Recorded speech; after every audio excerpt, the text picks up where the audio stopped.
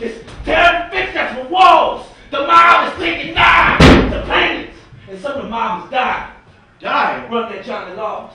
A 6-year-old boy is shot in the stomach and dies with stains. You saw that? Sure, and I heard a law comment on what a crime it was. What? That white folks should kill each other over a wretched Negro. But he does not move from where he stands. Gun in hand. He does not move until 11 o'clock. 11 o'clock? 3 hours? Yeah, sure, 3 hours of nothing but shouting and screaming and gunshots and fire and smoke wrapping the climbs, the walls and the stairs. Filling up the upper level, so if you stand all the way up, you can't breathe or see. At 11 o'clock, what happens? Man happens. The mob opens out like water's parted. And through this mob rides the mayor on his big black horse. Mr. Mayor P. Smith. And he's got 10 men on either side of him. And he's wearing a black suit with a tall black hat on his head. And he rides through this mob with his party for him. He goes to the front of the courthouse. Why? Speak to the mob. Well, what's it say? He don't say nothing. He just goes to the front of the courthouse, and I see out the window that law is crowding the seat. And in each window below them to the ground floor, there are members of the mob crowding to see what happens to the mayor. And what happens? The mayor steps forward and raises his hand. And after 3 hours, silence fills the streets. Silence fills the courthouse. And the mayor opens his mouth to speak. And the shot rings out. And a man dressed in a soldier's uniform standing next to the mayor clutches his stomach and falls to the ground shouting, "He shot me! The mayor shot me!" The mayor shot him? Someone shot him. He claimed it was the mayor, but the mayor didn't have no gun in his hand. And the mob don't like this none. A roar goes up. And they swell towards the mayor, crying out with rage. And the mayor raises his fist to protect himself, but they swell around him. And they grasp at him. And they strike at him. And one from the mob beats his head with a baseball bat. And they drag him through the streets. And they put a rope around his neck, meaning to hang him. Pulling the mayor through the streets. Meaning to hang him. Some from the mob starts fighting back, and they pull the new soft they made. And every time someone pulls it off, another puts it back on. Some from the mob, they wrestle the mayor free. And they take him to a police car. And they surround the police car with their fists raised, striking at anyone who comes near. But some from the mob take over the mayor's defenders with baseball bats. And they strike at them. And they topple over the police car. And they drag the mayor out and pull him by his hair. And they hang him from a traffic signal tower. You saw that? Yeah, sure. Sure, I see. See the smoke. See the shattered glass. And I see the mayor hanging by his neck.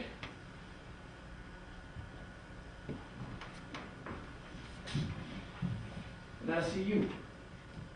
Lying at my feet growing. Moaning. Yeah, blood everywhere. I mean, you just clutching your head. It was swollen like a potato sack, and people was wide around. Dilated. Yeah, dilated. And you rolled to your side to speak to me. I remember. I asked if we was going to die that night. And I kneel next to you. And I hold your head, and I tell you that I just seen the people of Omaha Lynch stay on Meg. That's when I raised my voice up to Jesus. When I hear they hang their own mayor, I know they'll hang anyone. Anyone.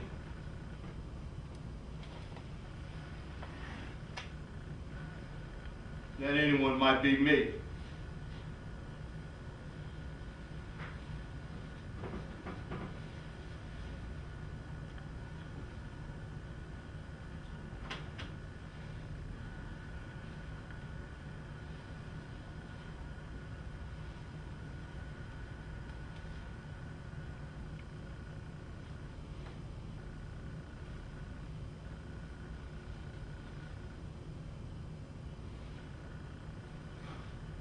But the mayor doesn't die that night. No, he does not. An automobile goes through the mob. knocking people to the ground and running over their legs. And this automobile hits the signal tower and 4 men spill out of it. They take the noose off the man and they drive him away to the hospital. And they lay for the next 3 days until Wednesday. Almost dead. You know, papers say that he woke up now and then crying out. They shall not have him. Mob rules shall not prevail in Omaha. You know, when in this unconscious, he was unaware that Brown had been long dead.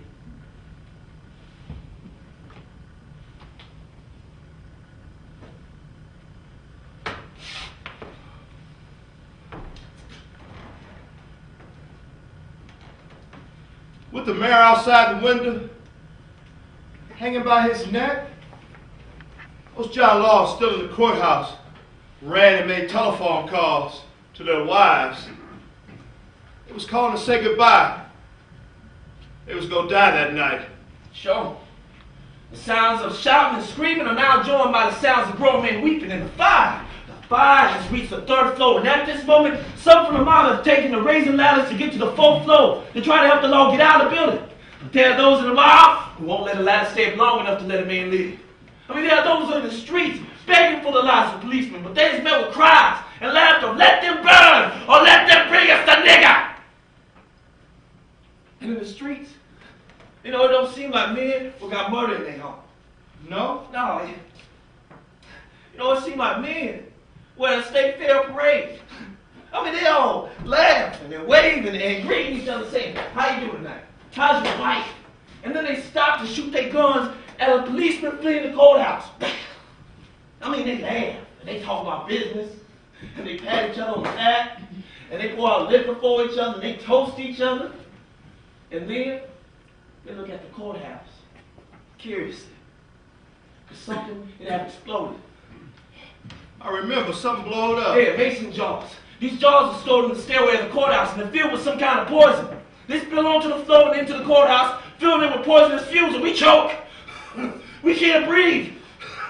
Some policemen fall, coughing their ass, roll up in their head, while others grab them by the arm and shout that we must go to the roof. I pull you by your arm and drag you up the stairs and onto the roof, and what do we see? All the other prisoners. All 121 of them.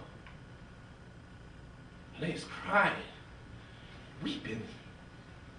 And they got their hands on the man of the hour. Yeah, there's William Brown. 4 prisoners' hands clasped in each arm. 4 prisoners' hands clasped in each leg. Prisoners' hands pulling his hair. Prisoners' hands tearing the clothes from his body. And they dragged William Brown to the side of the courthouse. Yes! Trying to save their wretched eyes by tossing the man off the roof. And the Johnny Laws, they got hold of William Brown too, pulling the opposite way. Trying to keep the man on the roof. And on our side, there's female prisoners. And they was gonna laugh with terror. Female prisoners is pulling their hair and tearing the clothes off their body. And they is crying and weeping and hoisting their feet in the air because the tar on the roof is melting beneath our feet. A terrible sight. The most terrible I've seen. There are prisoners pushing past to get down the stairs, but they're being held back by Johnny Laws, who strike at them with their club. And William Brown screaming loud and high. His screams flow of the night, or his noises in the air like a storm warning. And we got the chief next to us. And he's standing by my side watching this. I mean, he's working his jaw, he's rubbing his hands together, trying to figure out what to do. And he's sweating and wringing his hands and sweating. And finally, he raises his wet hand and points his finger at the female prisoners. "Get them out of here," he says. And the female prisoners hear this and set off to run off the roof and down the stairs. And when they reach the ground floor, the Johnny Laws helped them out of the courthouse. But then the mob sees them and sets on these women with their fists raised, making these women run a gauntlet. Run a gauntlet? Yes, run between men with on either side of them. Men are just hitting them with fists and sticks and bats and butts and shotguns. It's a crowd what's gone mad. And they ain't at no state fair no more. They're anxious to get at Brown now. Oh, sure they is. Some now taking raised ladders on the side of the courthouse. They climb halfway up them and jump off these ladders and onto the building. Then they shimmy up the building on drain pipes and window ledges. And some of them out in the streets turn spotlights from their cars so those who are climbing can be guided. And as the light goes across them, it's possible to see they got knives, they got guns, they got nooses. That's when I heard your voice. Singing. Showing up. Showing up, I was so scared, kid. I just commenced to sing. Yes. Saying prayer. Yes, yes. And praying for my soul. Yes, yes. No more, my Lord. No more, my Lord. Lord, I'll never turn back. No more. I found in Him a resting place, and He have made me glad. No And just as you're saying this, some stop. my Lord. Those on the roof pause what they do. Lord, Surprised to hear this sweet my voice Lord. rising up out of the midst of all this. Lord, I'll never And I recognize what I was hearing. turn back. A prayer for our souls. No And I open my mouth. more. And I pray for our souls too. Jesus, Jesus, the man, the man I am looking for. looking for. Can you tell me Can you tell me where he where he has gone? Yeah, sure enough. Mhm. I hear you sing along with me. And I raise my voice, even sing louder. And you know, some of the men on the roof's long time hardened criminals. Mhm. They raise their voice and they can listen to singing as well. Mhm. Go down among the flower yard, and perhaps you may find him there. No more, my Lord, no more, my Lord. Lord, I'll never turn back no more. And just as we singing these words, there comes a cracking noise. There's a roof bending in the middle downwards from the heat and the weight. And we get the chief who comes up with some sort of plan. Which ain't really no plan at all. He shouts out. We're going now, boys. We're going out the front. Get ready to run. He nods, and we all commence to run as a vast group toward the stairs. What a field with thick points of smoke. Some had tumble towards the stairs. Some have stepped down. Some double over vomiting. And coming up towards us is the sounds of the mob. And we run and tumble towards them. But they run and tumble towards us. And beyond this, we can hear some cry out from the pain of the heat and Some smoke. crying out for joy. And some got hatchets, and they beat the railings as they come up the stairs. That is what we hear coming up towards us. Screaming and clanking. Suddenly, the smoke opens out. And there's the mob. And they stop their movement, and they stop their noises. And we stop our movement. And we stop our noises.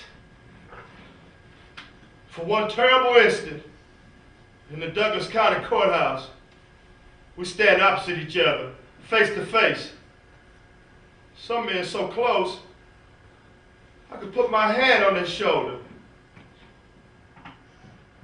And William Brown breaks the silence. He shrieks out from behind us, and up he goes, feet first over our heads into the waiting mob. We yell out a shout of joy and pull them away from us down the stairs. They disappear into the smoke as quickly as they appeared. We continue down the stairs, some prisoners pushing and screaming. We drop to our knees or fall over backwards because the stairs are covered with shotgun shells, smashed wood and fire hoses, what's been hacked to pieces by the mob. And when we get up to the front door, we cry out from the pain of the fire when it's all around us. We come out to the mob with our hands covering our heads because we expect them to sit on us like they did the women.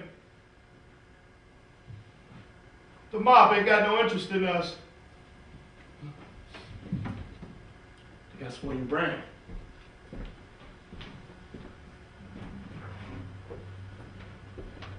They is all around me.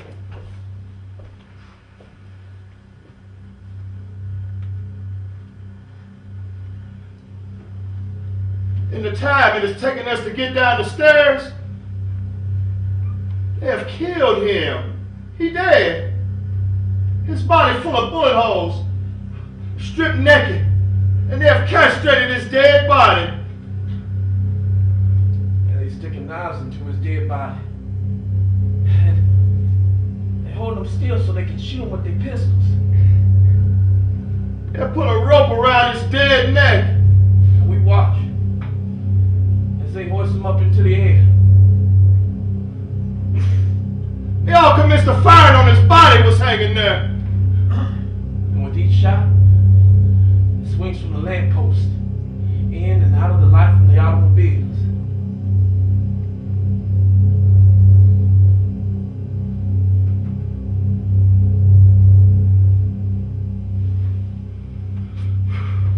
That's when we reached the opposite side of the street, and we continued running. We ain't on that.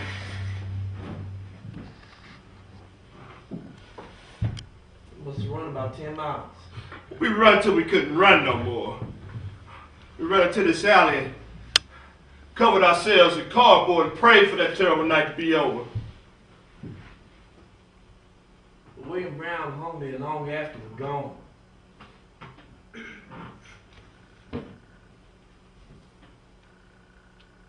The mob cut him down and set him on fire. They posed for photographs around his dead body with bottles of whiskey, like it was a holiday bonfire. And when he stopped burning,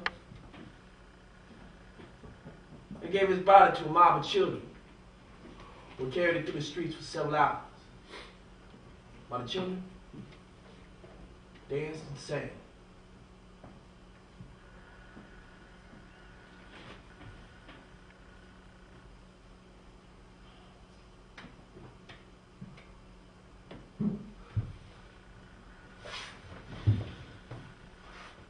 And here, our story really ends.